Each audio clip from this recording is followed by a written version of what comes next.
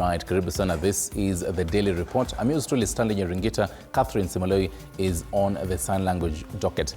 In case you're just joining us, remember we're keeping our eyes at that particular chimney, which is atop the Sistine Chapel in Vatican City. The conclave has begun. In case you're wondering what is a conclave, this is where 133 cardinals are electing the next pope. This particular deep woven kind of traditions that trace back to so many years back. We'll be getting to understand what these particular traditions mean, but then this particular chimney is so important.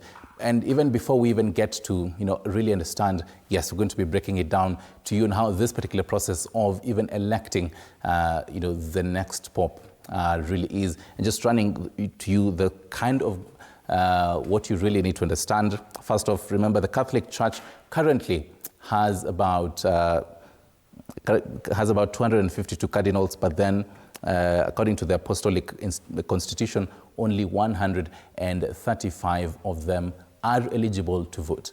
It is important to note that two-thirds majority is required, which basically means the elected pope needs to have about 89 votes out of the 133 electors.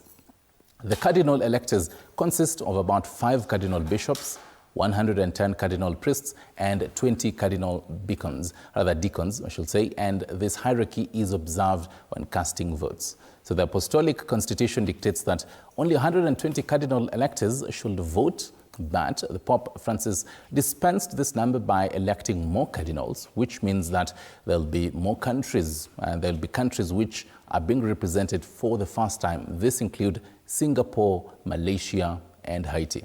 So by 6:30 p.m. this particular evening, the process to choose a new leader for the Catholic Church formally began. It is key to know that there are rules. For example, the doors at the Sistine Chapel have been locked to outsiders.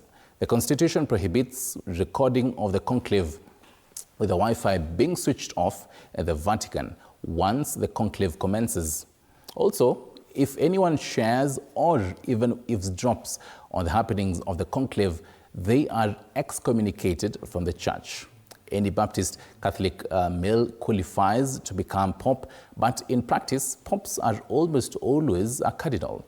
And if a layman is elected pope, then the bishops immediately ordain him as a deacon. Also, it's key to know that priests and then bishop before officially becoming the pope.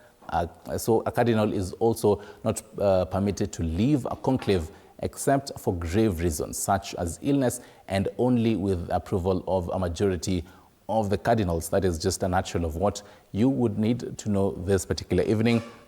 But then the gentlemen who have the wisdom and they have seen this, they live and breathe on this particular matter of electing a new pope who will be the leader of the billions of Catholic around the world.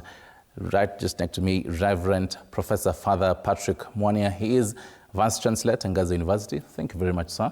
Thank you, sir. And Reverend Father Peter Ken Jonge from the Archdiocese of Nairobi. Karibu sana. Asante sana. Both of you, do you have butterflies in your stomach? I'll start with you, Reverend Mwania. Do you have butterflies in your stomach right now? I mean, this particular chimney atop the roof of Sistine Chapel, everyone is eager to see black or white.